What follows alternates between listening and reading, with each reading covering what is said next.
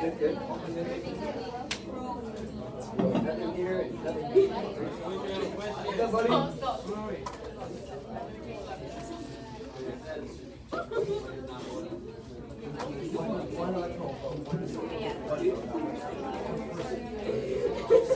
All right, stop you guys there. So, what do we know about American politics in 1808, if this is our election map? What can we say about American politics if this is where our election stands? Jesus, talk to me. So that it shows that the Democratic Republican Party was popular party at the time. Good. The Democratic Republicans are obviously the more popular party. Right, good job, well done. And then as we're moving westward, are our new states going to be mostly Democratic Republican or Federalist? Yeah, right, and we see Ohio's a new state, Kentucky's a new state, Tennessee's a new, and then they're all voted Democratic Republican, which shouldn't surprise us, given like the makeups of those states. And we see the Federalists are just kind of holding on to power in what region? What's New England. Good. They're holding on to power in New England, just that little tippy corner, which makes sense if you think about it. New England's the area which has what kind of businesses? Yeah, industrial, commerce, trade, shipping. The more educated, the more elite. So it shouldn't surprise us. This is what it looks like. 1812, it'll look similar, although Madison loses a little bit of credibility. He loses a couple states, but still wins pretty convincing. Now, in my opinion, and it's just an opinion, but it's probably the right opinion, Madison is the most qualified person to ever serve as America's president. The most qualified person. What has Madison done for us so far? Let's talk about it. What are some of the things Madison has contributed to our conversation just in this class? The Federalist Papers. Yes, he and Hamilton and Jay, they write the Federalist Papers. That's a pretty big deal. That's a pretty good contribution. I would argue that's the lowest of his contributions. Very important, but still the lowest. What else has he done? Stop that. What? Good. One person is answering today. Is anybody in this side of the class care, or are we all just hanging out? The Virginia and Kentucky resolutions. He writes those. That's pretty important. Good. What else has he contributed to our conversation? What? Marbury versus Madison? Yeah, he's on the receiving end of Marbury versus Madison. That matters. Judicial review. It's pretty important. What else? I just told you what else he's done. What position did he hold? Secretary of State. That's a pretty big deal. Also, guys, you may forget, he wrote the Constitution. He writes the Virginia Plan that becomes the base of the Constitution, and then he also writes the Bill of Rights. So, in terms of qualifications, Madison comes to the White House quite qualified. He writes the Constitution. He's served in Congress as a representative from Virginia. He's served as Secretary of State, in addition to all the other stuff like Virginia Kentucky resolutions and Federalist Papers and all that stuff. So, since 1793, as you guys know, back when Jay's Treaty first tried to solve this problem, Britain and France have been fighting with each other. Why are Britain and France fighting with each other? It's a trick question. Because they're always fighting with each other. They're like siblings. Now, while they've been at war, they've been violating our freedom of trade, which means we are neutral. We don't have a side. We don't want to share with everybody. They've been violating that. And they've been using the idea of impressment, of stealing our ships, taking our sailors, and putting them in the navies. And attempts to solve these issues don't fix the problem. You guys did a good job earlier identifying the population neutrality. It keeps us neutral, but doesn't solve the problem. The Jay's Treaty, XYZ affair, the embargo, all these things have not solved the problem. So when I ask you, like, what foreign policy problems did he face? It really is one answer. It's impressment. Right? Impressment is the main foreign policy problem that we're seeing in the early republic. And I want you to take a minute with your partner to brainstorm that next question, right? We've tried this, we've tried this, we've tried this. Have any of our solutions solved the problem? Fernando, have any of our solutions solved the problem? No. So I want you to take a minute with the person next to you and brainstorm a couple solutions. If you were advising, say you're the Secretary of State, which means you're the next president probably. If you're the Secretary of State for James Madison, what solutions can you offer him as an idea to try to fix this impressment problem? Take a minute, talk to your partner. Come up with some brainstorm solutions, what we could do as a country. 1 minute, go.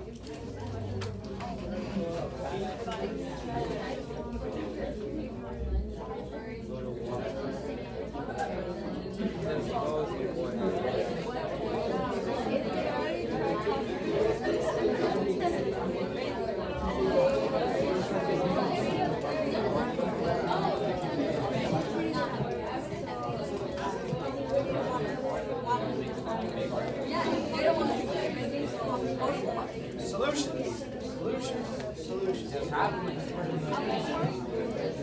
You guys got a solution? What?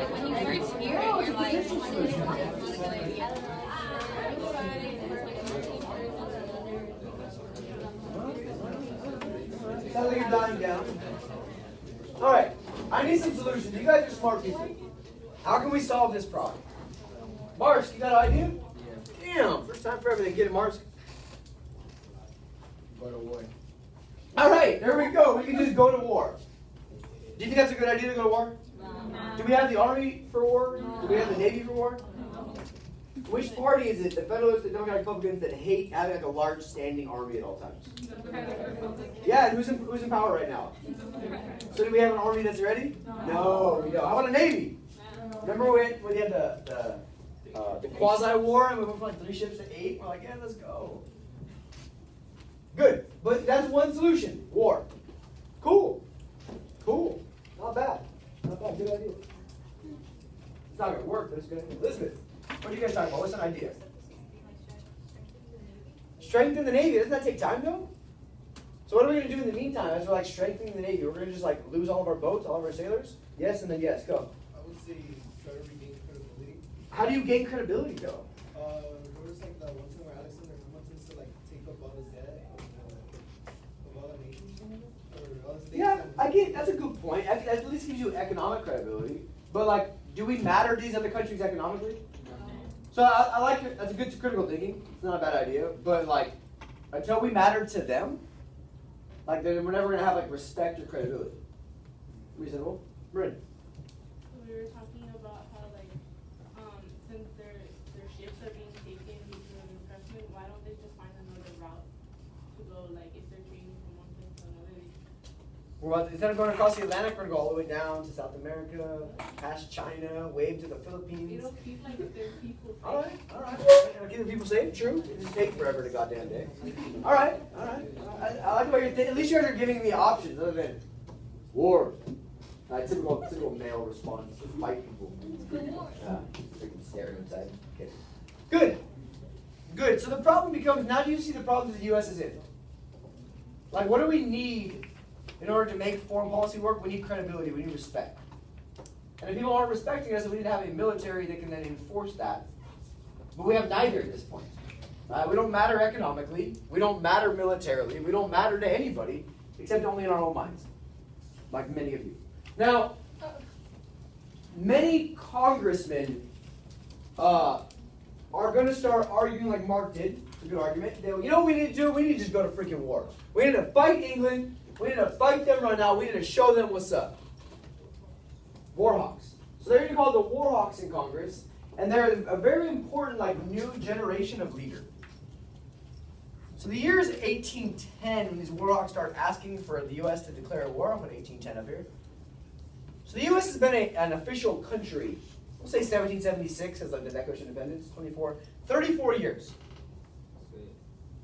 I know. The U.S. is is a little older than me at this point, probably. I know. I'm only 32. 32. Thank you. You can be my dad. I could be your dad. It would be really weird if I was your dad, but I could be your dad. Now, in these 34 years, by this point, we see the founding generation. Like the John Adamses, the George Washingtons, the Benjamin Franklins, the Thomas Paines, all that founding generation, they're all dying off. That's what people do, right? They get old and they die. Sorry, I hate to break it to you. It's true. I'm well on my way there. You guys are aging me significantly this year. I feel much older than I did three months ago. This founding generation is dying off, and they're being replaced by a new, more aggressive generation of leader. And it's this new, more aggressive, younger generation of leader who's like, yeah, we should go to war. Right? It's true. Like, teenagers fight way more than adults do. Like, physically. Because when you're young, like, you're stupid. You think it's going to solve your problem. Right? Like, when I was in high school, I'll fight people, let's go. And now I'm a 32-year-old man, and I'm like, why would I do that? That sounds like too much work. So this new, younger generation is much more aggressive, much more willing to be like, this is the way we got to do it. We got to fight everybody. Let's go. And then we're going to call them the Warhawks because they're demanding war. Now, the popular phrase that the war hawks are using to push for war is free trade and sailors' rights. Free trade and sailors' rights. Now, let me ask you a question. If this is our argument for war, then what's the justification to go to war? So if we're saying that we need to go to war for free trade and sailors' rights, what does that imply about the nature of why we want to go to war? What does that imply about the real causes of the war? Take 30 seconds to your partner. If this is our slogan to try to convince people we should go to war, what does that say about why we're going to war? Take 30 seconds, go.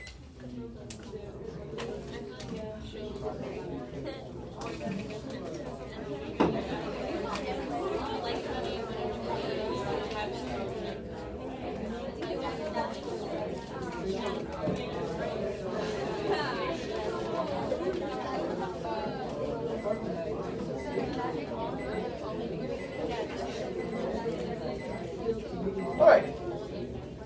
So, if this is our argument for war, then what are we going to war over? Mars. Trade, commerce, impressment. Do you guys agree? If we're saying this is the reason for the war, then what must the war be about? Impressment. You can all answer at once. It's okay. I'd like to hear more noise in this class, believe it or not. Most teachers are like, be more quiet. I'm like, no, make more noise, please. For the love of God. You guys are always so dead on a Thursday afternoon. Always. Always, always, always without fail. Monday morning, I love you. Thursday afternoon, it's so bad class. So, I want you to keep this in mind. I want you to take a minute with your partner and take a look at this beautiful early piece of American propaganda and kind of dive in. Like, this is obviously published by people like the War Hawks who are trying to convince people that we need to go to war. What does this piece of propaganda show us about America's desire for war, America's motivation for war? Take a look at, make a couple observations. Talk to me about what you see in this piece of propaganda in 1 minute with your partner, and then we'll move along. Go for it. What do you think about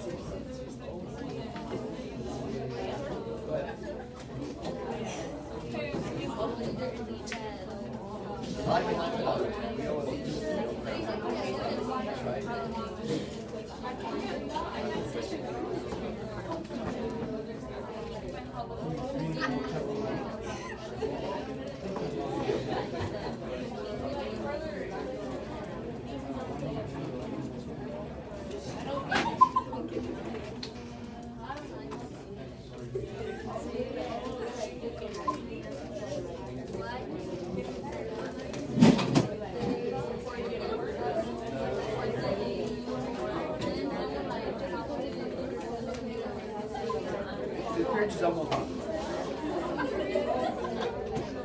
5 seconds. Wrap up your thought, please. All right. So, I want to draw you to the caption, which I think is pretty explicit. We owe allegiance to no crown. Kind of legit. Kind of legit. What else do you guys notice? What else, when you look at this piece of propaganda, what else do you see? What else do you think? What else do you wonder? Is your hand gonna go? Or are you just not quite sure? Dancing back there? Okay, keep dancing. It's healthy. Keelan, what else do you see, notice, or wonder?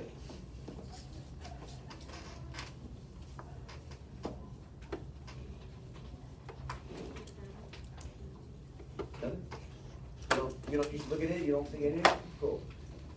Jamie, what do you think? I wonder who that lady is. Oh, who's that lady? That's a good question. This, yeah. This is one of the first examples of seeing Lady Liberty in American propaganda. This idea that we're being, like, doctrined by God to do something. Right? That God has given us permission to take a specific approach. We're going to see her a lot in things like Manifest Destiny propaganda. So good question. I'm glad you wondered that. Right? So this is implying that God's on whose side? Yeah, right. Lady Liberty saying the only crown we owe allegiance to is liberty and freedom. Unless you're black, or a woman, or not rich, or never mind. Now, I want to make sure you've answered that last question, the bolded one. What does that statement, free trade and sailors' rights, imply about the War Hawks' argument for the war? And I would say at that point, it just implies that the war is about impressment. The war is about our rights as neutrals. Now, there are some other reasons, however, that these war hawks are pushing for war. They just don't put it in their public rhetoric or their public discourse. Now, these young Democratic Republican leaders, signified by people like, we're talking about all through period 4, Daniel Webster, John C. Calhoun, Henry Clay, are also arguing that maybe if we went to war, we could also, I don't know, gain some land. Maybe if we went to war, we could also promote our ability to expand. So Northerners who are war hawks are like, man, if we fought England, we could get Canada. Because Canada is a British colony at this time, and the thinking is, if we fight England, we'll win, and they'll give us Canada in the treaty. Southerners who are pro-war are saying the same thing, but with Spanish Florida. If we win this war, we can have a little more credibility. We can convince Spain to give us Florida. But all these war hawks that are arguing for war are saying, first we got to stop impressment, we got to protect our trade, and then we can be able to expand westward a little better. We'll talk about what that means in a minute. So it's important to understand that, like, on the surface, this is always their argument. Impressment, impressment, impressment, impressment.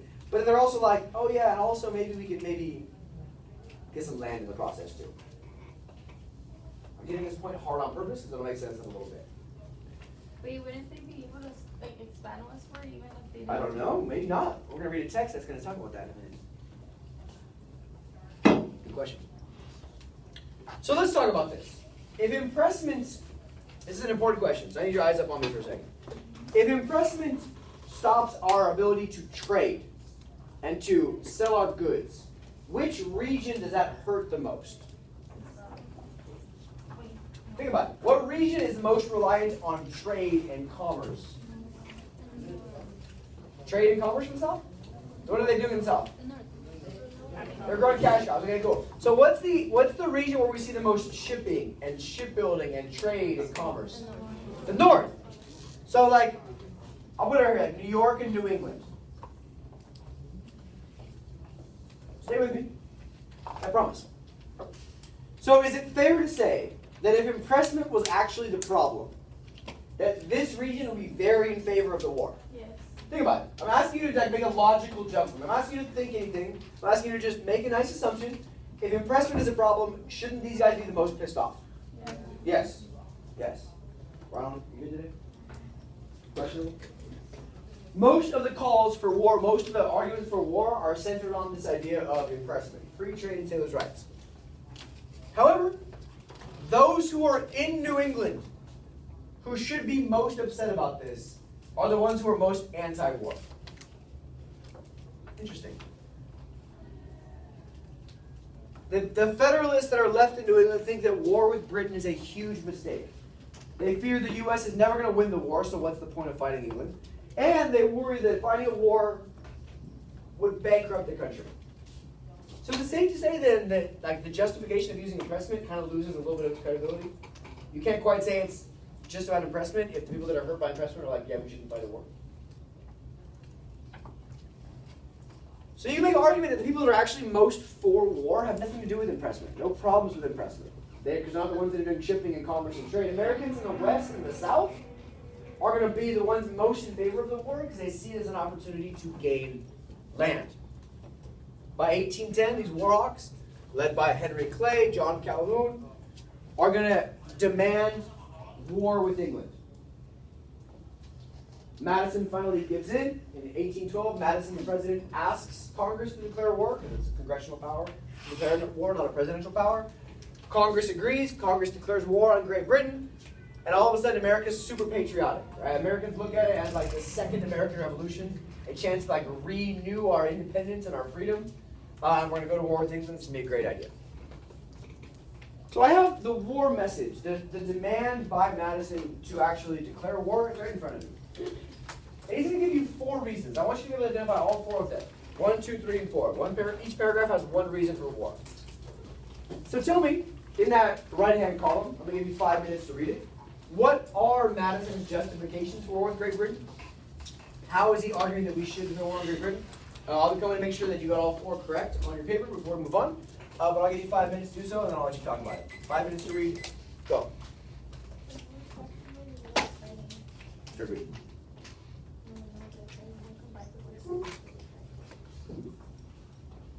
Native American soup.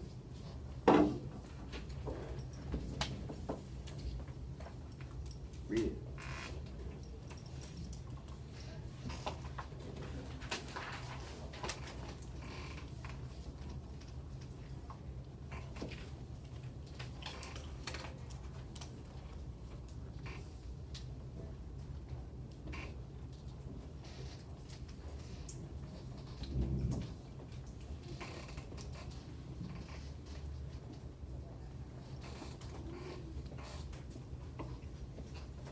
So as you're reading, you're just identifying on the right-hand side, what are the reasons he gives to go to war?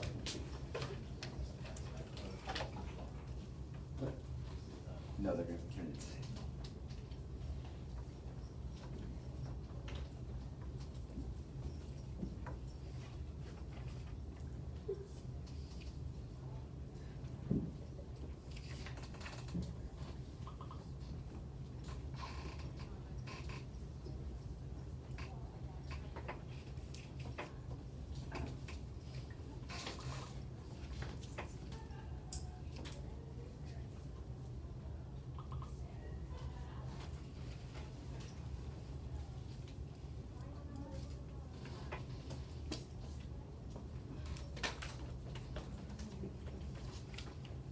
What are the reasons he gives? I think they're pretty explicit.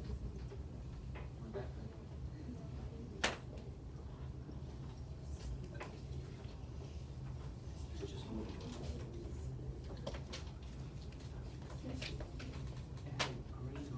Like they're acting, they're treating us as if like we're their subjects, even though we should be an independent country with respect.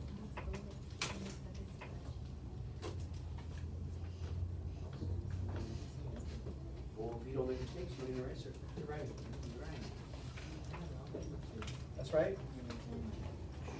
I need the reasons in that right-hand column. Show me why he's justifying declaring war on Great Britain.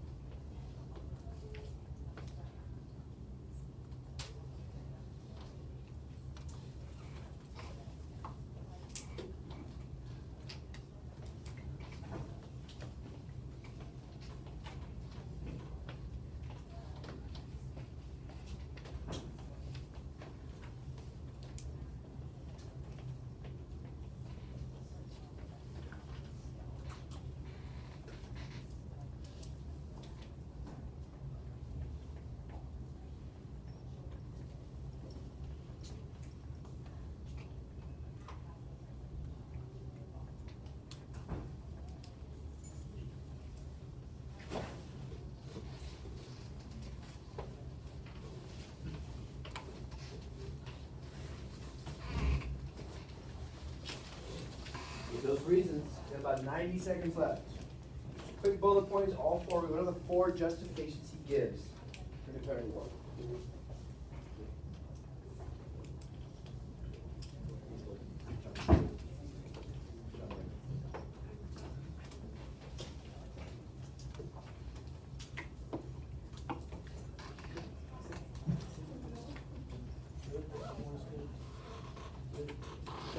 You're saying good stuff, guys. Turns out you can read. I was curious.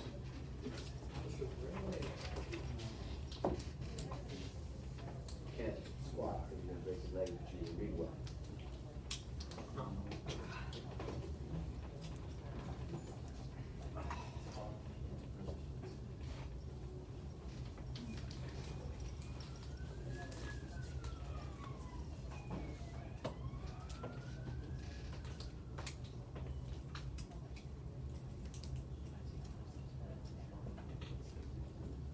Why do you always want to talk about Kristoff?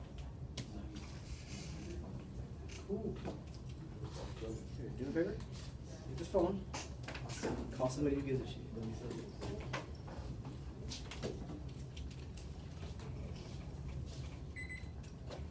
All right. Go ahead and take a minute. I'm gonna have you compare lists with your partner. I make sure that on paragraph 1, you guys are both good. This is what it says. On paragraph 2, on paragraph 3, and on paragraph 4. All 4 of these reasons are important, and we're gonna make a list on the board of what these 4 reasons for war are. 1 minute together. Go for it. Dive in.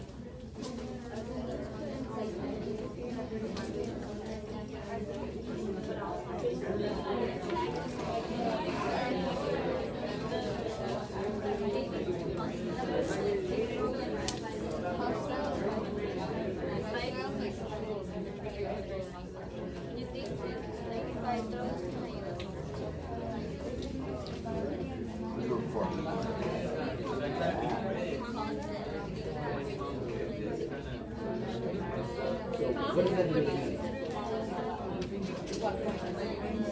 Yeah, you're right. British support.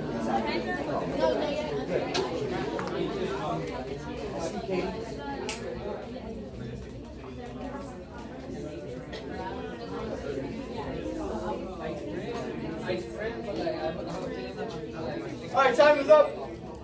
Talk to me about the first reason. What is the first justification for war, please, Rochelle?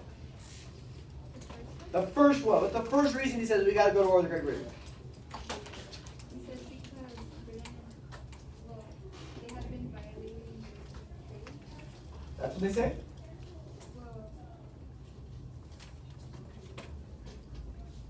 Oh, they have been violating like their neutrality. Good. That Great Britain has given us no respect for our neutrality. They won't let us just be neutral and mind our own business. Is that a true assessment? Yes. Yeah. Reasonable. Reasonable. Good. What is the second justification, please, Katie? They're interfering with The second paragraph says that? What is the second paragraph? That's the third one. Okay, cool. Give me number 2 then. It's one word. The impressment. Impressment. Good. There's the second reason. Could you make an agreement that 1 and 2 are linked? Yeah. 2 is how they're doing 1. 2 is how they're lacking our respect for our neutrals. Good. They're taking our sailors, forcing them into their navy. It's miserable. Good. What is the third reason, please, Marin? Commerce has been affected. Good. What does that mean? Well, basically, they stopped trading with both France and Britain, but Yeah. they didn't really care, so it caused a problem. So it's screwing our economy. Like your inability to let us trade is messing with our economy. Now, is it fair to say all 3 of these things are similar? Are all 3 of these things on the board very, very closely linked? Yes. What's the 4th reason? What's the 4th reason that is given? Talk to me, please, Alejandro. What's the 4th reason that Madison asks for war on Great Britain?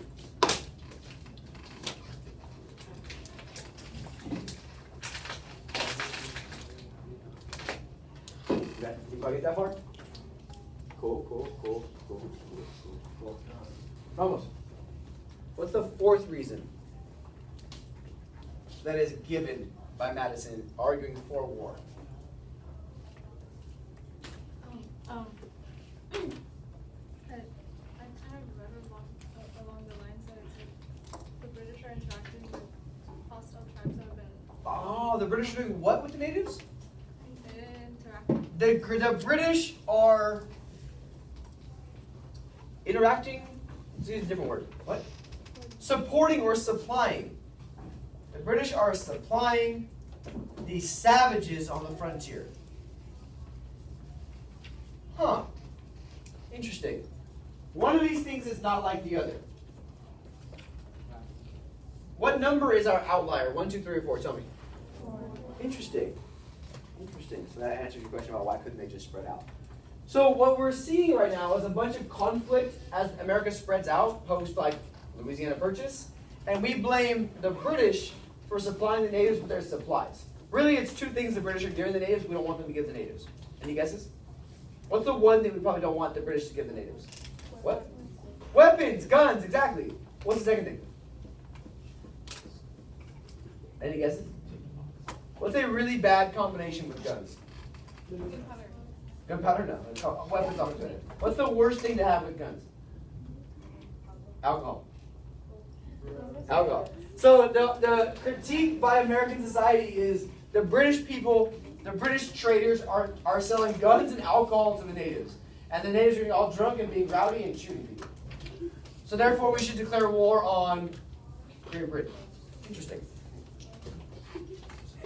So the thing that's really important is what, go to the next slide. The Northeasterners, the people in New England who are most directly concerned with 1, 2, and 3, they're like, yeah, the war is a bad idea. So Madison is arguing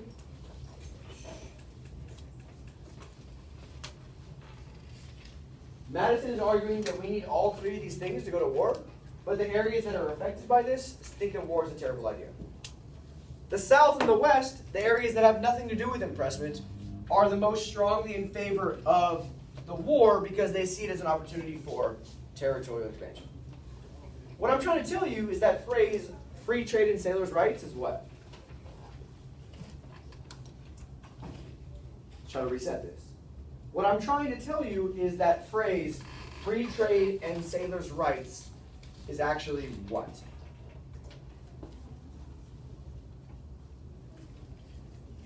Let's try this.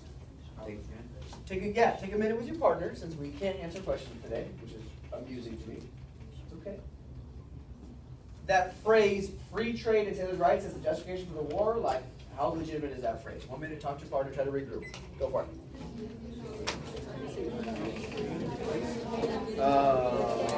They're getting in the way of our business. Yeah. Our commerce has been affected.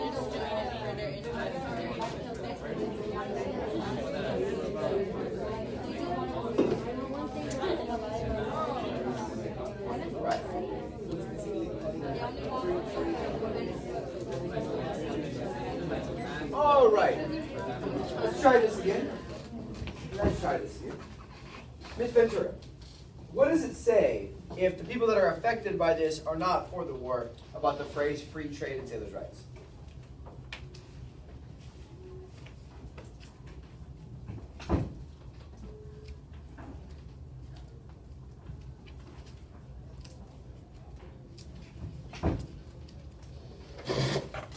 Anya, bro? What I was thinking is that I think it would be more like an excuse, I think, for the people to go to war because it would benefit them. An excuse to go to war. That's a good word I was kind of looking for. Question for you guys. I want a good, loud response. Is impressment, them stealing our sailors and our ships, is that a reasonable reason to go to war? Yes or no? Yes. Absolutely yes. Absolutely. That's an act of war. It's a crime. Is I want more land a reasonable justification for war? No. No. So America's going to say free trade, sailors' rights, free trade, sailors' rights. We got to stop impressment. But the people that are impacted by impressment are like, yeah, this is not worth it. Now do you see my point? Interesting. So go ahead and make sure that question gets answered and turn your page.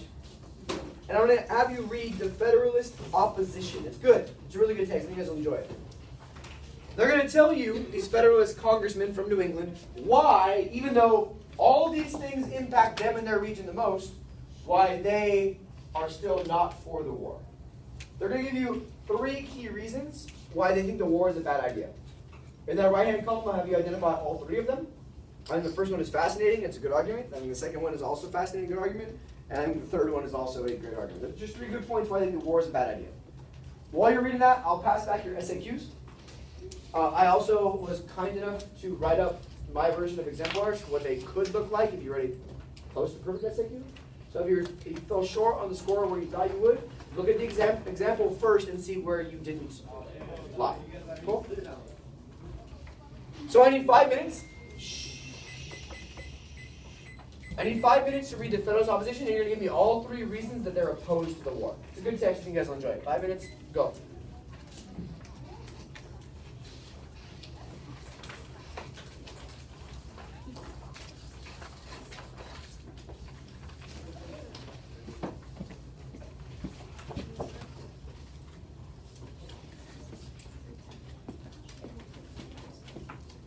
What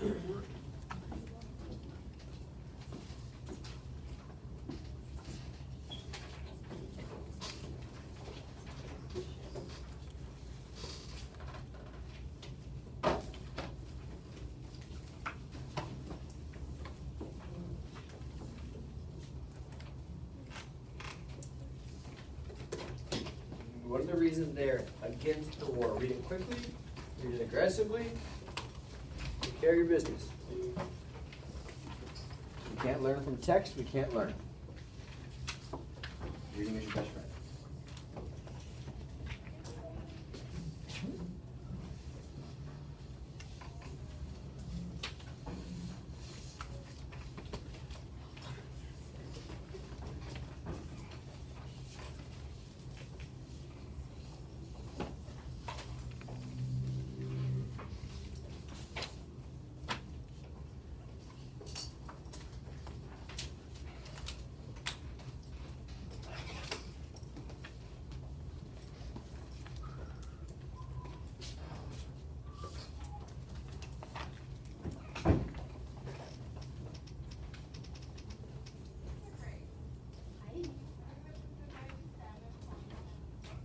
Yeah.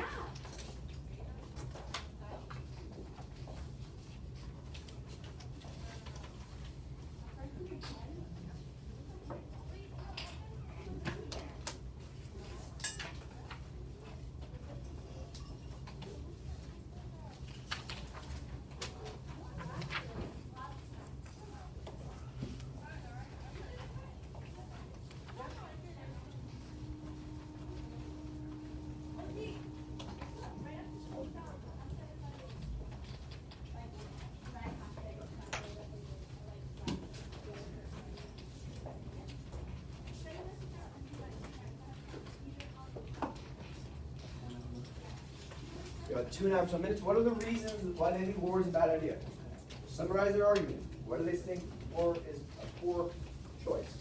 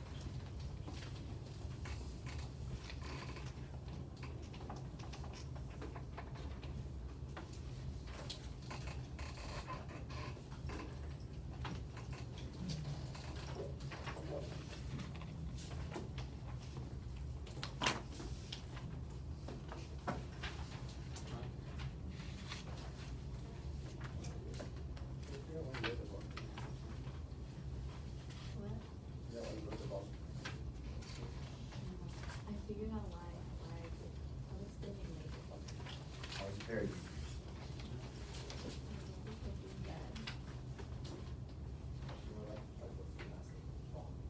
That didn't make any sense. Like, it's very, It's because looking at the way, I didn't realize because the reason why I answered it like that was that I Yeah, was listening. in the time period between and not, I didn't read it exactly. I see what you're saying. 30 seconds. I need my reasons. What are the reasons why we're against the war?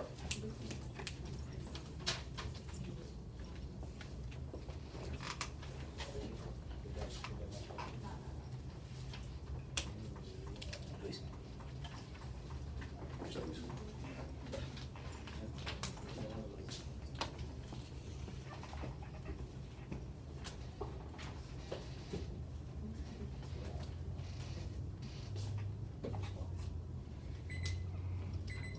All right. Speak to with the people around you. I want you to go with a good, strong list of the 3 reasons. There's 3 very clear reasons, guys. They're pretty black and white today. Some of these documents get easier as we go in. 1, 2, and 3. What are the 3 reasons why the Federalists are against the war? Take two together. Make sure you have all three identified. If you don't, then get your ass back in the text and figure it out. 2 minutes, go. Dive in. What are the reasons why they don't want to go to war? Tell me. Yeah, they might have made it back. Then you're a war zone. Top three.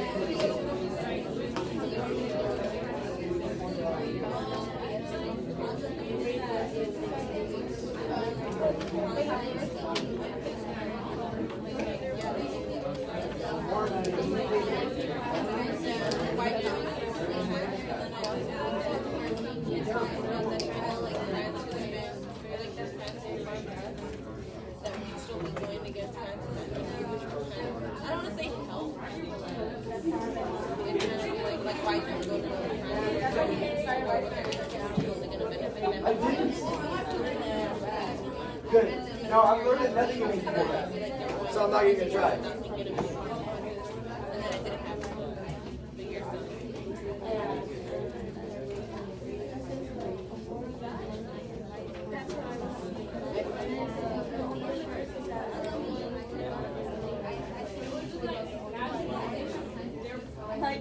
All right. Give me 10 seconds, drop that top, please, and all three. What are we worried about? All right. So let me stop you guys there. I think the first one is very compelling. The first one is very compelling. The first question I have for you guys is, according to these authors, is honor, like is honor or being disrespected, a good enough reason for war? No. But what's his second point? He says that if honor was a good reason for war, who else should we be going to war with? Yvonne? France, because they also don't trust them. Yeah! It's like, well, if we're worried about honor and respect, then why are we, where's the outrage over going to war with France? Why not? Why aren't we trying to do the same thing to France right now? Sure, kind of, sort of. What does France not have that Great Britain has? Land in North America. There, and right there, at the very top, like there's your answer. That's the key. Is that we're not doing the same thing for France because we don't have, France doesn't have anything we want. Interesting. So maybe it's not about impressment at all. Because if it was about impressment, shouldn't we be going to war with England and France? Yeah. Good. Reason one, honor is no justification. Honor is not enough to declare war. And France, they're doing the same thing. I like that line. What opiate, what drug dulls the outrage for France? Why aren't we pissed off at France and we're pissed off at England? Because it's not really about impressment. Two, what's the second reason why we should not go to war with France? Alejandro, I'm going to have you redeem yourself. He says the U.S. has a weak navy compared to. Yeah, we have zero military strength. That's reasonable. Good. Good. Good. Good. And Dithery, number three. What is the reason that we should go to war there? If the U.S. invade, the British will also invade them. Invasion does not sound like a good idea. Are we going to invade the island of Great Britain according to that? Look back at the text. Are we going to invade the island of Great Britain? No, what are we going to invade? Yeah, British colonies such as Canada, the Dutch Indies, all that stuff, right? Good. So these three reasons are going to be run counter to these reasons why. Intriguing. But regardless, we're going to declare war anyway because that's what America does. So let's talk about the war for a hot second. The U.S. has a very small navy and a poorly trained army, which makes sense given the fact that we have Democratic Republicans in charge for the second term in a row, and they don't like having a large army because it worries about liberty. As you know, Britain has a very well-trained army. They've been fighting France for a decade. They know what they're doing. And they have the biggest navy in the world. Not good. The war goes quite badly. And by quite badly, I mean really badly. And by really badly, I mean the U.S. tries to invade Canada, thinking that's a good idea. Turns out it's not. And the British have a counter-invasion. They invade with their navy up Chesapeake Bay, march into our brand new capital, and burn down the brand new White House. Yeah. We invade Canada thinking we're going to get Canada, and instead we get our capital burned down. We definitely got played. Right? These warlocks thought it would be a nice, easy victory, and turns out not so much. Things are like literally not going well. The British attack and burn. We've just finished building the White House. First president to live in the White House, Madison. White House gets burned down on Madison's watch.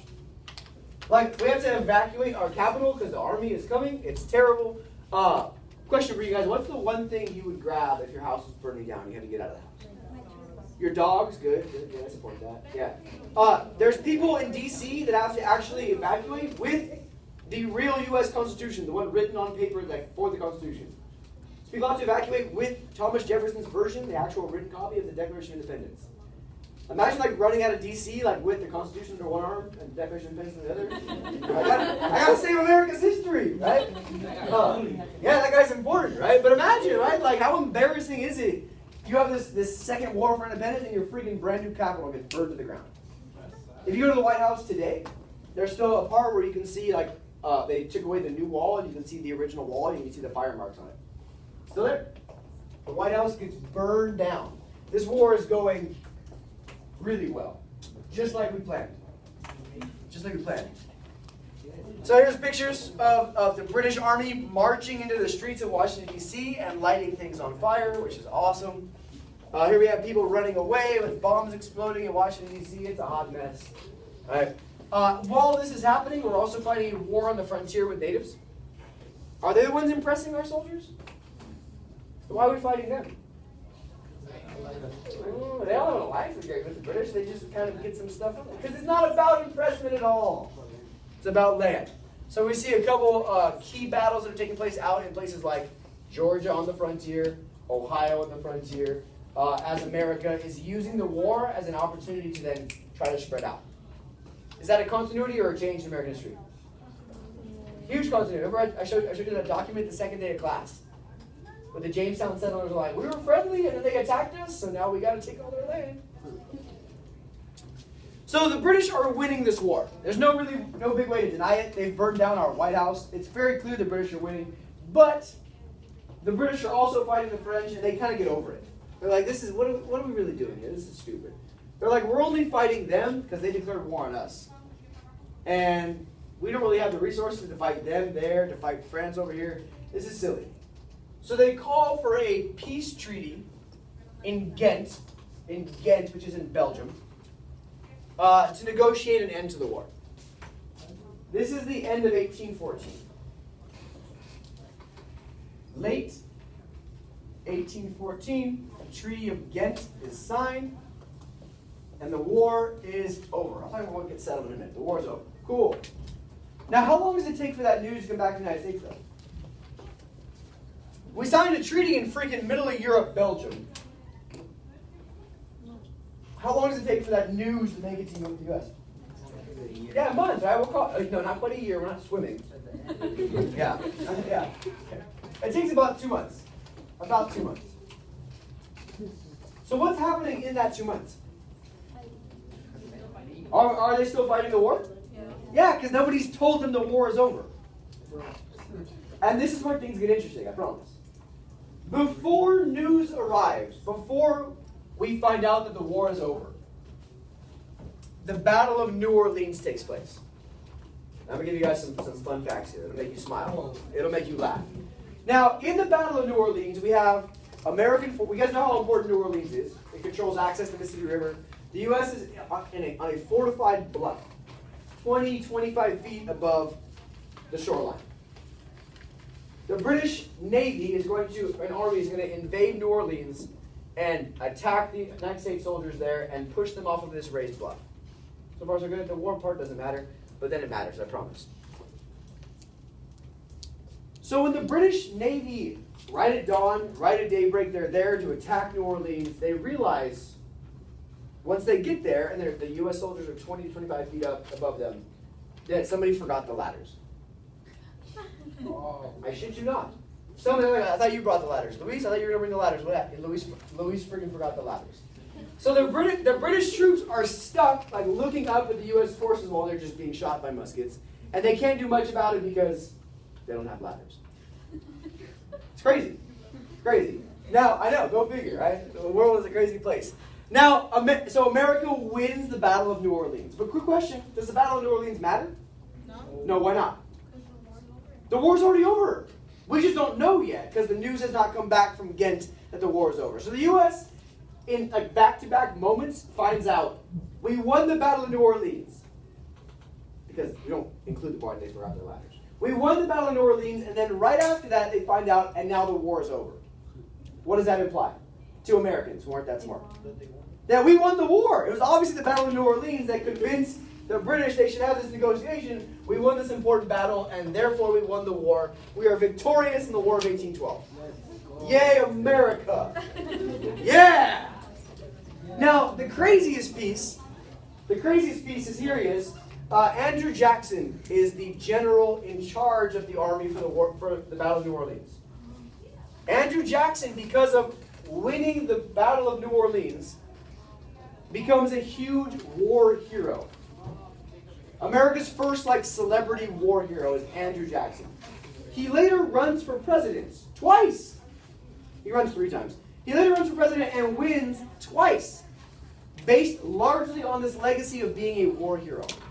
America gets arguably one of its most terrible presidents, who helps commit genocide against Native Americans, and all sorts of other terrible things we'll learn about next week. All because he won a battle in a war that was already over, because the British forgot their ladders. It's impressive. Yes, he does. They're trying to be louder than you. What's going on here? They're trying to be louder than you. They're not. They can't. Nobody's louder than me. You guys go to the bathroom, you hear all the way down the hall. Now, Jackson comes out of the war as a war hero, and because of the timing, because it goes like Battle of New Orleans, and then we find out about the treaty, Americans think they won the war. We won! Yeah! Kick those British asses, even though they did not win at all. Now, while this is happening, the Federalists are going to make their last mistake. They're going to make their last mistake. Now, as you guys know, we already talked about this. The New England states were opposed to the war in the first place.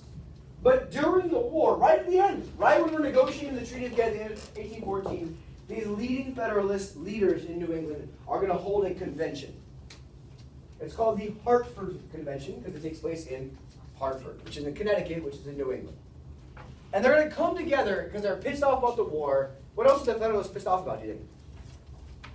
Take a minute to talk to your partner. What else might the Federalists be mad about besides this war they think we shouldn't be fighting? Take a minute. What else are these fools pissed off at? 1 minute, go for it. Identify what else might the Federalists be mad at?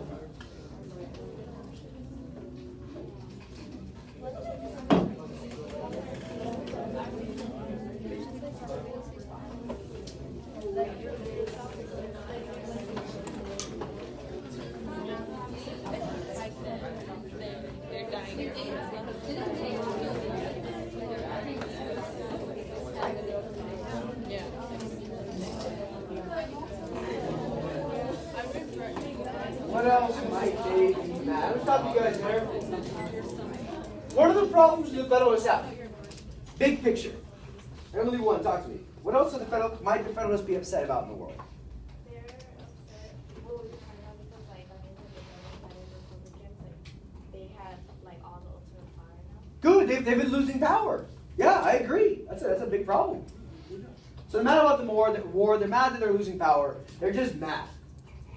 So they call this convention, and this is the best part. And they're going to come up with all these proposals. The first proposal they come up with is to strengthen states' rights. What's the irony there? I thought they were totally against states' rights, and they wanted a strong, but now they're not in power anymore. They're like, wait, we need more states' rights. They also passed, they proposed a bunch of amendments that would protect northern interests, you'll read them in a minute, to strengthen the authority or the power of the northern part of the country. Some of them even hint or suggest the idea that if things don't go their way, they're going to secede. Secession. They're going to pull out of the country and make their own little New England country. Now the worst part for the Federalists is this is terrible timing. Because right when they publish their resolutions or their proposals, right when they get published, Like, at the same time, we find out about the Battle of New Orleans and then the Treaty of Ghent. So how does that make the Federalists look? Traitors, unpatriotic. Yeah, like here we are winning this war, even though we didn't win the war. Here we are winning this war, and the Federalists are more concerned about their political power than supporting the country in a war. Makes them look selfish, makes them look traitorous, makes them look unpatriotic. So the timing is terrible. So what I want you to do is you're going to read these resolutions are great. They're going to tell you exactly what they want to change in the country, and we'll be able to figure out why. But I'm going to read the first one on the first page first. Because I want to make sure that we're on track, because this is a big one. Read it carefully, don't skim it, read it carefully, and I want you to tell me, I'll give you 2 minutes, what is it the Federalists are proposing to do to our system of government? What is their first proposal or their first suggestion? Take 2 minutes, just to end of that first page, and then we'll move on from there. Go for it.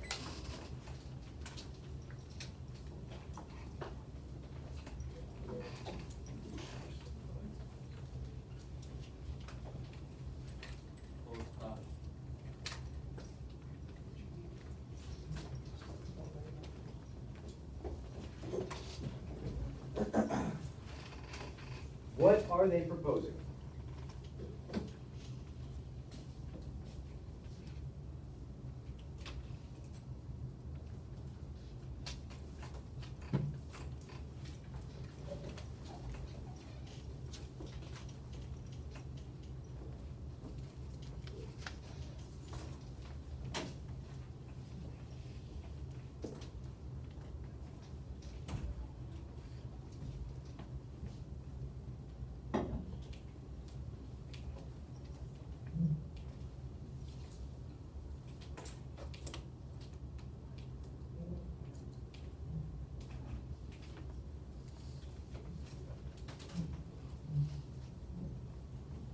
What is it that they're proposing? What do they want to change in our system of government, and why? It's a good one.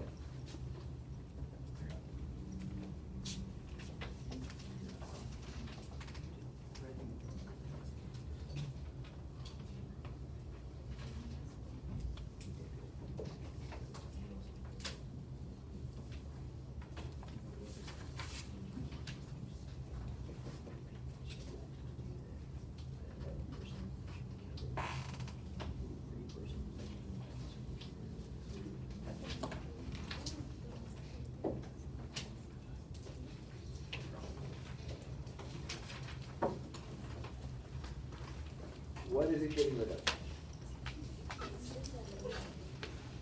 Like representation. How much, remember we talked about like more people you have, more representation you have? That.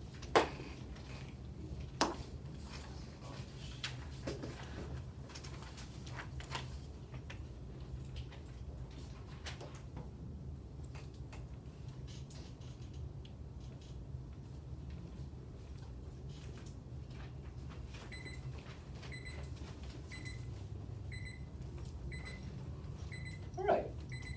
So take 10 seconds, talk to the person next to you. According to this first resolution, what are they trying to do with the U.S.? What is going to change? What's going to shift? What's their proposal trying to do here? This first one's important. Take 10 seconds, just a quick chat, and talk to your partner. What is this first proposal trying to do? Go for it.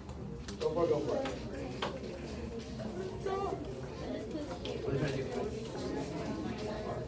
Good. There it is. Look at you go. Look at you go. Yeah, trying to get rid of the compromise so you get the extra votes in the South. 7 seconds. Good. I love some of you guys that got it. It took a second to get there, but you got it. Good. So, sorry, I'll call on you. What is it that they're trying to do or change in the American political system according to their first proposal? Well, they're trying to get rid of the 3-5 compromise. Bang. They're trying to get rid of the 3/5 compromise. Look back. If you didn't get that, look back at your text to make sure you see that it's there. They're saying that representatives, how do we decide representation? Based on what? Population. Good. Representation should be included with this unit according to the number of free persons, excluding Indians and all other persons. Why do the Federalists hate the 3/5 compromise? Melendez, talk to me. Why would the Federalists in New England hate the 3/5 compromise?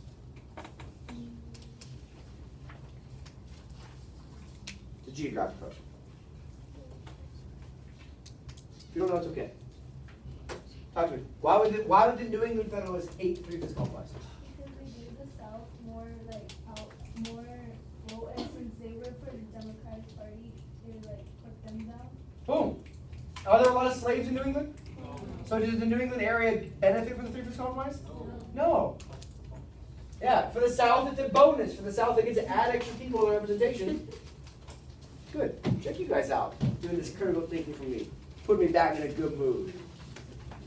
It's all because of Andrew Jackson and the Battle of New Orleans. Good. I'm going to have you read the next 6, and just on the right-hand side for me, tell me, what are they proposing? What's the change they're proposing? What are they trying to get rid of, or change, or shift? I'll give you 4 minutes to skim through it quickly, because it's a quick, easy read. But in that right-hand column, I want to see the things they're proposing. What are they trying to change? 4 minutes, go.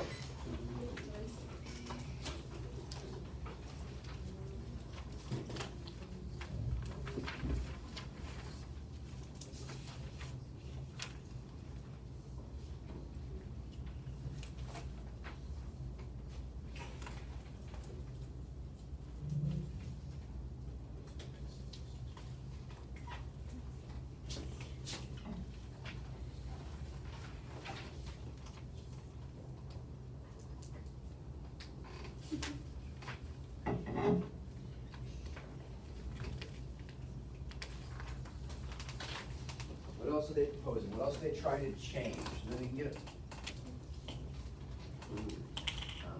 Where it naturalized, and where citizenship or somewhere else. So that's a big one. But is it a continuity or a change in their anti?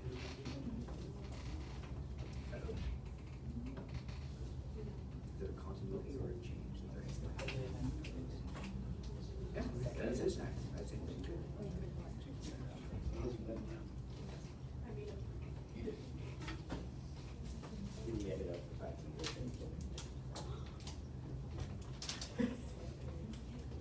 I don't know if you can control it. So I need a list on the right-hand side. What are all the things they're proposing? What do they want to change and why? Good job, guys. Salty Federalists. Right? Freddie looks angry at these fools. Number 6 is the worst. Number 6 is absolutely the worst.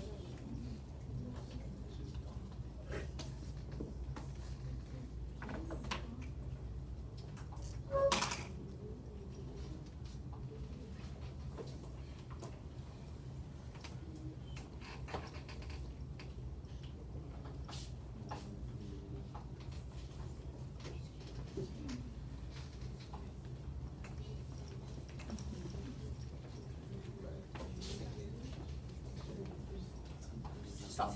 Get in the way. To influence.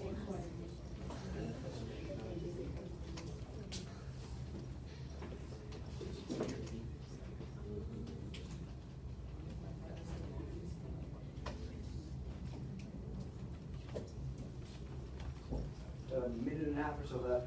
What are all the things that Federalists are proposing to do? Don't forget, if you currently have an NP or expected at mentoring today. I didn't think it a C minus.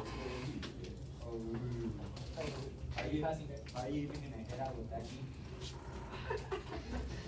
Time to crawl out. Oh, make you carry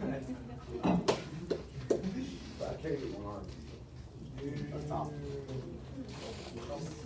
like Terminator when you carry the coffin. I'll just put it back.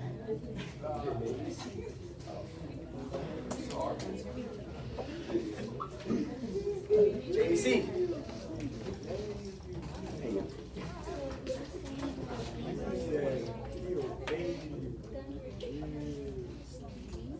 What did it say? Naturalized. Those people can't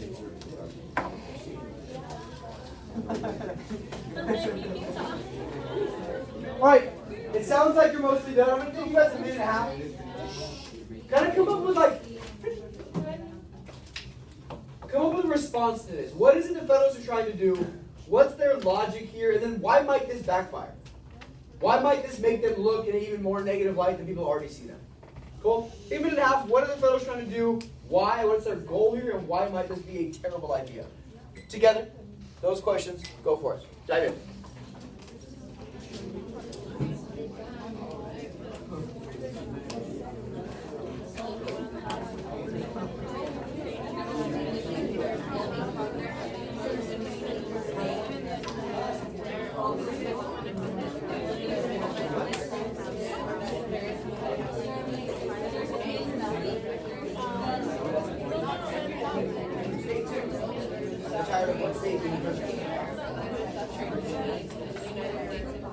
Good. Evo. ¿Qué pasó?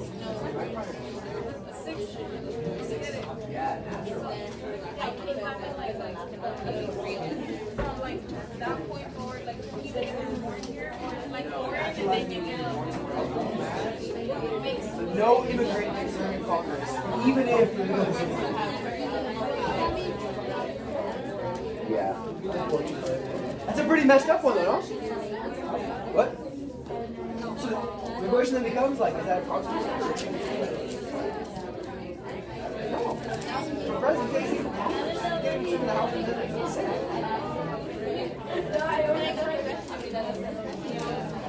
Yeah, President have to be either born here or born somewhere else to American-born parents. I don't care what you do.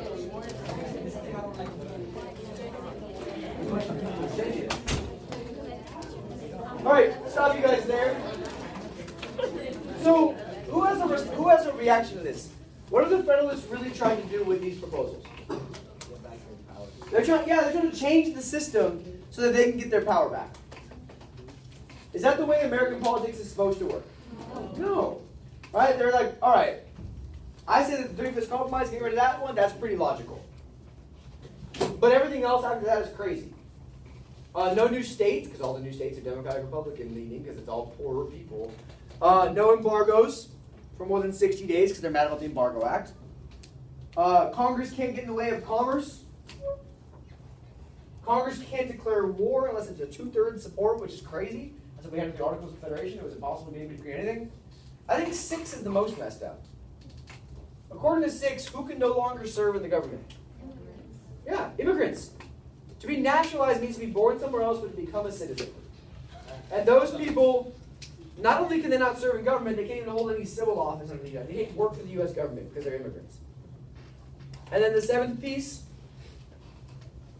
no 2-term presidencies anymore, and the presidency must do what between the states?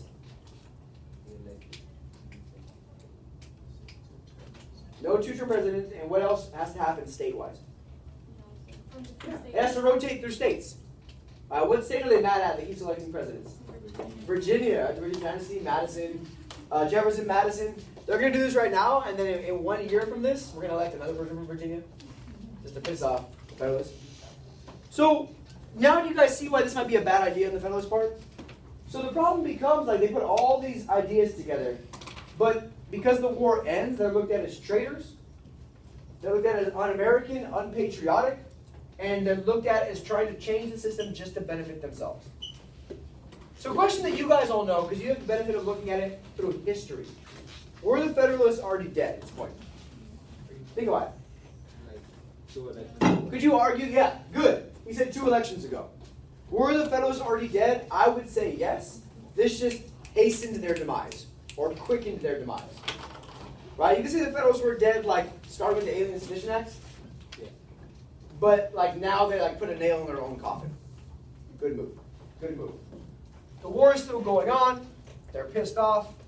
It's a good cartoon that comes out with anti-Federalists. I won't have you look at it because you can't read the words. But it shows these New England Federalists trying to jump back to the king. Trying to say that they're more loyal to Great Britain than they are to their own country. So it backfires. So let's check it out. The Treaty of Ghent, which ends the war, is ratified. It's approved by the Senate. It's approved unanimously. Nobody disagrees with the treaty. But guess what it doesn't deal with? It does not address U.S. neutrality. We signed a treaty ending the war, and it doesn't touch neutrality.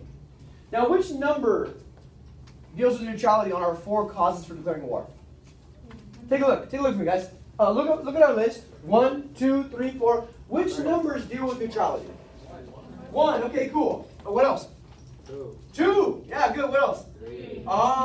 So the treaty doesn't deal with this, doesn't deal with this, and doesn't deal with that. But I thought those were the reasons. Free trade and sailors. What happened? What it does do is it ends all Indian-British alliances on the frontier. So what does it deal with on our list of 4?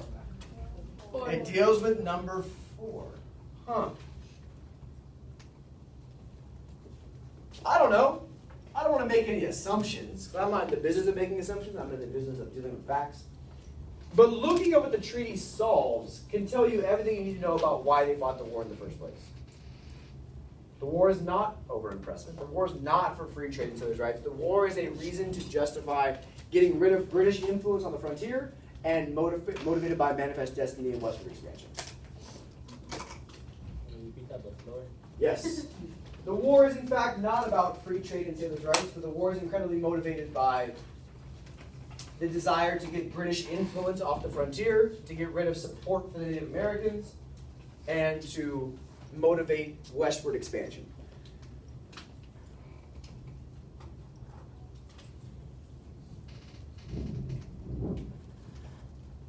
Now the good thing is, Spain looks at this as the U.S. getting a little more assertive, the U.S. getting a little more aggressive on their spreading out, and Spain's like, you know what, we're just going to sell you Florida. We don't really want to fight a war with y'all, so like, how about this? You guys just give us a couple bucks, and we'll give you Florida, and we'll just call it a day. That's why Florida's crazy, exactly, right? But like us signing this treaty with Great Britain makes us look a little more what? A little more credible. Back to our first word, right? By fighting this war, did we win the war of 1812? No, but guess what? We didn't lose. How are you going to war with it? You did. Mark called it. It was a good idea. And now how many times have we fought Great Britain? Twice. How many times have we won? 0. How many times have we just not lost until they went away? 2. America. Yeah. We're going to kick you in the shin until you leave. So, the lack, post-Treaty of Ghent, the lack of the Federalist Party is a fatal blow to its party's ability to influence politics. And I'm going to teach you some Latin real quick. The only real conditions you need to know for the Treaty of Ghent is it establishes status quo ante bellum. That's Latin. You guys learned a new language today. Status quo ante bellum. And what that means is status quo is like the usual. I'm sure you guys have heard that phrase before. Just stick to the status quo. Stick to the way things have always worked. The usual. Antebellum. Any guesses? We're going to use this word a lot in period 4 and 5. Antebellum. Anybody know the prefix ante? Before. Good. Before. Bellum. Conflict. Or war. And this phrase, status quo antebellum, loosely translates back to the way things were before the war. So what does the treaty solve if we're going to go back to the way things were before the war? I would like more than 3 people to answer. If the phrase associated with the treaty is status quo antebellum, what does the treaty actually solve? It just gets rid of the Native American support by the British on the frontier, and everyone just moves on with their lives. But the war itself doesn't necessarily matter. The outcomes of the war matter significantly, though. There's the Adams-Onis Treaty.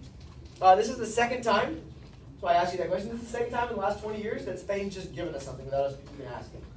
Pinckney's Treaty, back in the Washington administration, they gave us access to the use of the Port of New Orleans. And we're like, cool, thanks. And now after the War of 1812, they're like, how about this? How about you guys just buy Florida from us? We're like, cool, thanks. So this shows that the Spanish relations with America is a little more on respectful or credible terms, right? Whereas we can never get France or Britain to listen to us. Spain, at least because they're a little weaker, is like, yeah, sure, we'll hang out with you guys. We'll be friends. But the most important things that come out of the war are impacts or outcomes. Did the war solve impressment? No. But what it does is it creates a huge amount of nationalism. Americans are so freaking proud. Question, does America really have anything to be proud of? No. Is that going to stop us? No, absolutely not. This is America. We see a huge growth of nationalism. America has this booming era that comes for the next 10 years of pride in the country. We see this reflected in songs, in art, in poems, in all kinds of popular culture. We see way more pride in America. America's national anthem, the Star-Spangled Banner. If you ask every freaking American, 90% of them will say, what war does this song come from? They'll say the Revolutionary War. They're wrong. It's the War of 1812. That sounds terrible. It's not true? It's terrible. It's a terrible song, I agree. But what's going to come next is this era of good feelings, it's called, in which everybody's pretty freaking happy to be American. We're proud of ourselves. We fought England twice, and damn it, we haven't lost. Have you won? No, not important. We haven't lost. It's also titled the Era of Good Feelings because the Federalists are dead. So there's one main political party. Because of this war, we see a huge increase in manufacturing and industrialization. Because of the Embargo Act, because of the war itself, we're not buying goods from England, so we see it. This really kickstarts what I'll call later in this unit the market revolution, which is America's first industrial revolution. We see a huge emphasis or an increase in national infrastructure. Americans start building roads and bridges. We've spread out far enough west. We've got to interconnect ourselves. We start seeing our military taken a little more seriously because we see what happens when we don't have a good, strong military. But just as importantly, internationally, we're given more respect. Spain respects us more. They give us Florida. The French respect us more. The British respect us more. We have much more credibility because we fought and didn't lose. Now, who lost the War of 1812? Did England or America lose? The real loser of the war are the Native Americans. Because they lose their European support that they used to have from France and then they had from Great Britain. The real loser of this war are the Native Americans. Because they're significantly weakened and they lose their support system, they lose their trading partners, and they're kind of left on their own here. I just listed out like 54 of these outcomes. Try writing them down. They're just staring at me dreamily. Another huge impact is it really increases the desire to spread westward.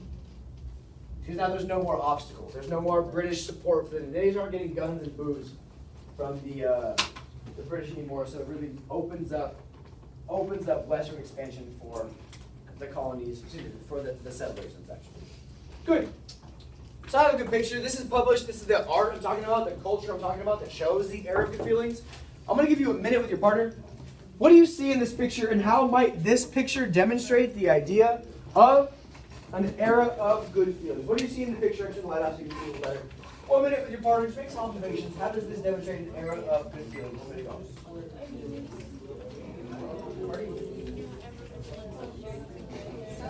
Next 20 minutes.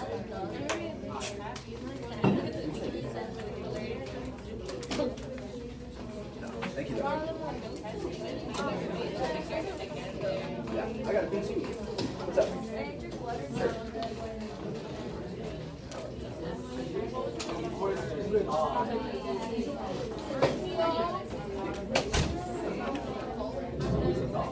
Why is there always a dog?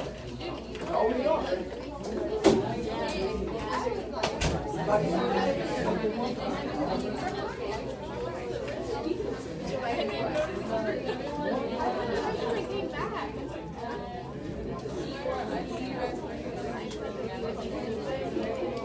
What'd you notice?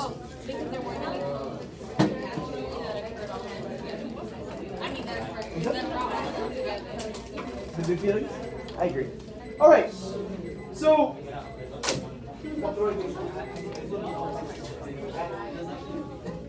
all right. Oh, what do you see up here, and how does this demonstrate? Good job, Mars. Go for it. There's only one black person. I agree. That's what I looked at first. We had a black kid dancing. Oh. Nah, he probably went. Oh, he's there. Blackie dancing. And why is there always a dog? Right, there's a dog for the Boston Massacre picture. There's a dog for the Second Great Awakening preaching outside picture. Americans just love dogs. I love dogs. What else? What else do you see here that helps us identify this as an era of good feelings? Elizabeth, what do you think? Yeah, they're all celebrating. What are they celebrating? They're celebrating the 4th of July. They're celebrating Independence Day. They're celebrating America's freedom. And they're all getting along. There's all sorts of parties going on. It looks like in the shadow of the Capitol building. Good. Good. Now, I'm going to leave the lights off because I want you to see the next two electoral maps. Turn your page. Make sure on that back page. Check this out. This is our next presidential election. Madison served his 2 terms, 1808 to 1816. And the next person to run for president is Madison's Secretary of State, James Monroe. So now this is our 3rd president who went from Secretary of State to presidency. Out of how many presidents? 5. Washington had no Secretary of State because there was no country before that. So the only person to be president thus far who wasn't Secretary of State? Other than him. Adams, because he was vice president. Good. So Monroe, in 1816, it looks like this. Look at the Federalists. How'd they do? How'd the Federalists do? Who are they? Exactly. Good. How about in 1820, 4 years later, how'd the Federalists do? Who are they? Who are They're gone. So not even in like this little corner of New England anymore do we see the Federalist influence. By 1820, they are entirely removed from American politics, and we have effectively one-party rule. Democratic Republicans win this basically unanimously. John Quincy Adams gets 1 vote. John Adams' son. So in this era of good feelings, it's important that we understand that this is, I'm going to draw this on the board real quick because it's going to matter a lot next week. Let's go back in time. You guys ready to go back in time real quick? Let's talk about our first 2-party system. What are the 2 parties? Federalists and Democratic Republicans. Give me some characteristics of the Federalists. What do they like? What do they prefer? What kinds of stuff? Good. Strong central government. Good. Good. Loose interpretation. What else? National bank. Yeah. National bank. Industry. I heard over here. Good. Good. Good. Good. Nice. How about the Democratic Republicans? What kind of government do they want? Yeah. No. They want state governments to be strong, not national government. They want a strict interpretation. How about the bank? No bank. How about industry? Agrarian, the yeomanry. Get on that level with the yeomanry. Good. So guess what's going to happen, though? Guess what's going to happen? A little bit. The tables don't turn, but as soon as they're dead, they're going to start stealing their stuff. Wow. As soon as they're dead, what used to be like opposed on everything, the Democratic Republicans will go from like, no, this is how we do things, to be like, you know what? Maybe a bank's not a bad idea after all.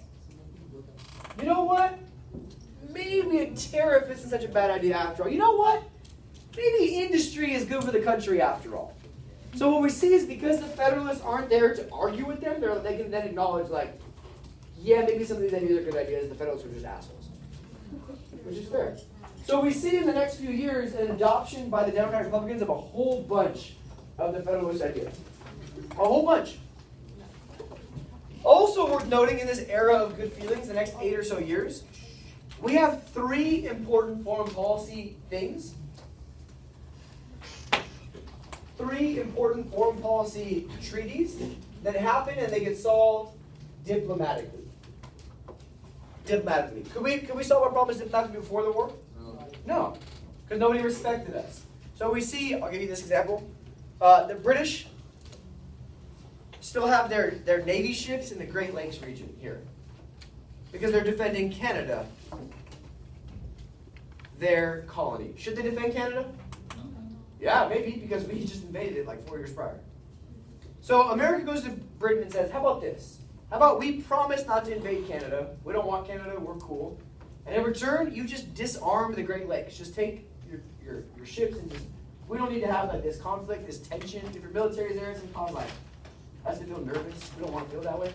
And Great Britain's like, you promise not to invade Canada? America's like, yeah, we don't want Canada anymore. We're good. We learned our lesson. We invaded it for a hot minute. Y'all burned down the White House and shit. So like, we're cool. We don't want Canada anymore. So Great Britain's like, yeah, didn't you promise? So they signed a treaty, and the British are just like, cool. And they take their ships out.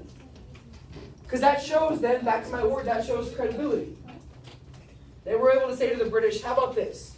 How about you just take your ships away? We want to invade Canada and we'll be cool. And Britain's like, yeah, that's fair. Because there's diplomacy. Whereas every other time we tried to use diplomacy, everybody just laughed at us. Or made us bribe them. Or said, cool, we're going to cut us off from shipping. We don't care. Who are you? Next piece. America and Great Britain both say they own the Oregon Territory. I know. Is that a reason to go to war in the past? Maybe. Didn't we fight the French and Indian War over disputed territory? The Ohio Valley? And because we have a better diplomatic relationship now with the British, we're like, hey, that's ours. And the British are like, no, that's ours. And we both say, like, how about instead we just share it for 20 years and figure it out later? So they do. So it shows, like, the foreign policy demonstrates in the years during the Era of Feelings that America has a little more credibility, America has a little more respect, and the examples you can give for that, the Rush-Bagot Treaty, which disarms the Great Lakes, the Convention of 1818, which shares the Oregon Territory, and the Adams-Onis Treaty, in which Spain just gives us Florida for a price, even though we never had to fight for it or anything.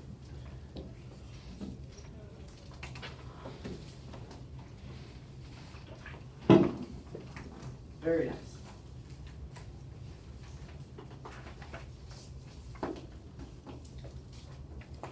Good. Good. So, as I told you guys a minute ago, traditionally, as you guys did yourselves, the Democratic Republicans represented limited government, small federal government, states' rights, and a strict interpretation. But, without the Federalists there to oppose them, we see the Democratic Republicans during the Era of New Feelings adopting a whole bunch of Federalist policies. Specifically, national economic development. That's a Federalist thing. That's the opposite of the yeomanry.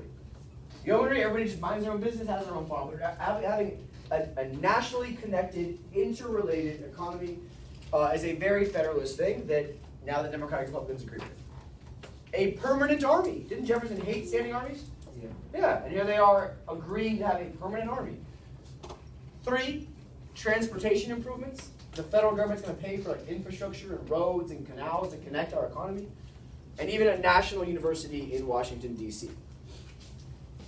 Check you out. And how this is going to happen is via what's called Henry Clay. He's an important person for our future conversations in this class. It's great. He's going to run for president like 16 times and lose every time. Just you wait. It's going to get exciting. We're going to laugh a lot at Henry Clay. Good politician, terrible presidential candidate. Henry Clay is going to propose his American system. His American system. And those of you who did your reading, who is Henry Clay most similar to from earlier in the course? Good, good. Now he's very much like the next generation of Alexander Hamilton. What party was Hamilton from? What party is Clay from? Clay is a Democratic Republican. And yet they have very similar ideologies. So that's the best example I can give you for like how the Democratic Republican shift. He's going to propose his American system has 3 parts. And I ask you that question, what's the goal? What's the objective?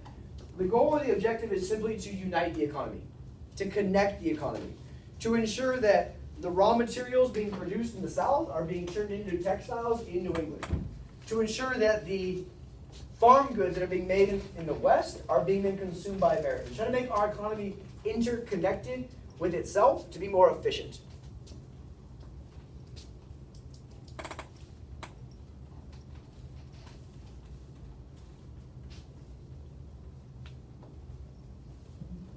So the whole goal is to interconnect the economy,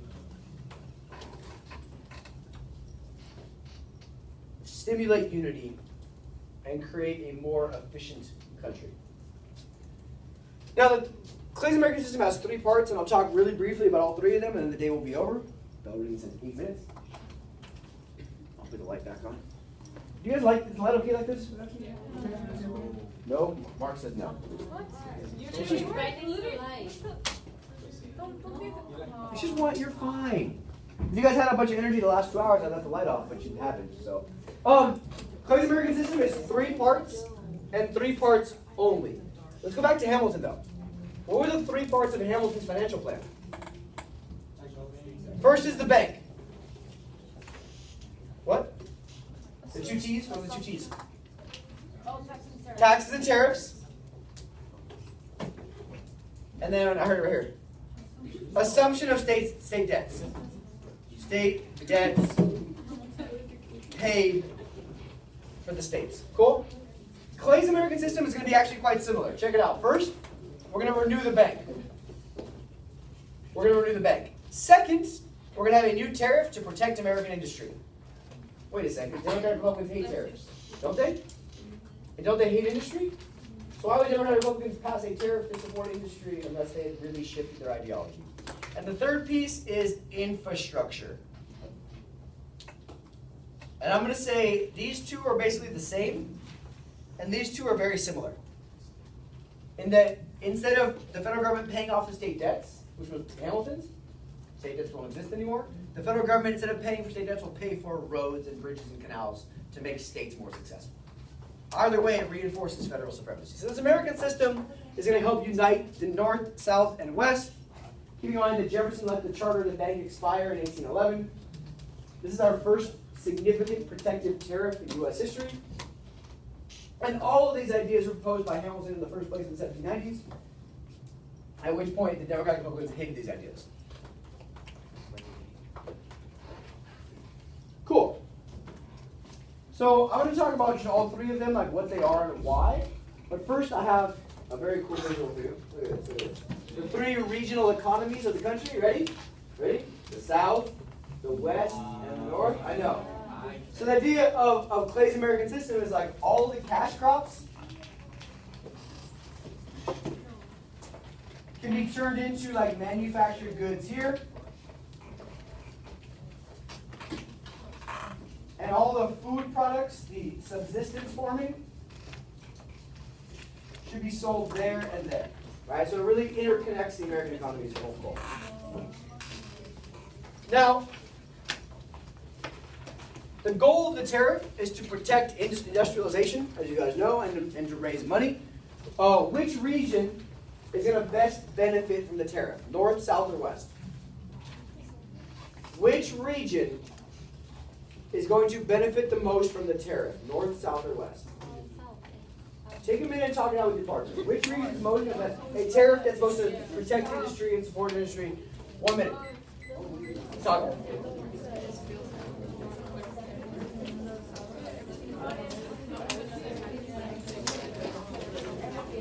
For the South, it's going to screw them, isn't it? It's going to make prices higher. This is the longest chapter I've ever seen. Oh, was he dramatic about it?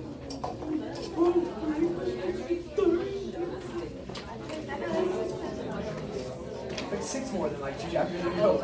Yeah, 23 is a little bit ago. A lot of it's like supplementary stuff.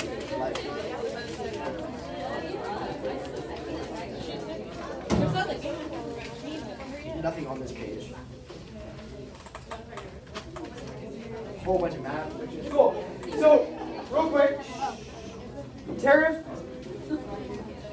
Where would you expect to see the most support for the tariff? North, South, or West? North. Right? That's where the industry is. Who does the tariff kind of screw? North, South, or West? Yeah, and a little bit the West, right? Because it makes prices higher, manufactured goods, and like. Good. So the northern industries are going to be pro-tariff. Everybody else will be pissed.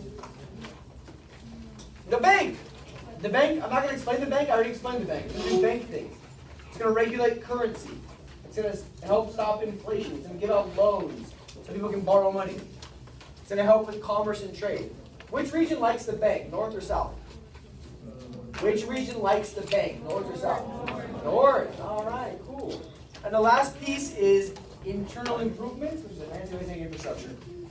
The federal government's going to pay for roads, canals, turnpikes, harbors, to make sure that our regional markets are much more interconnected.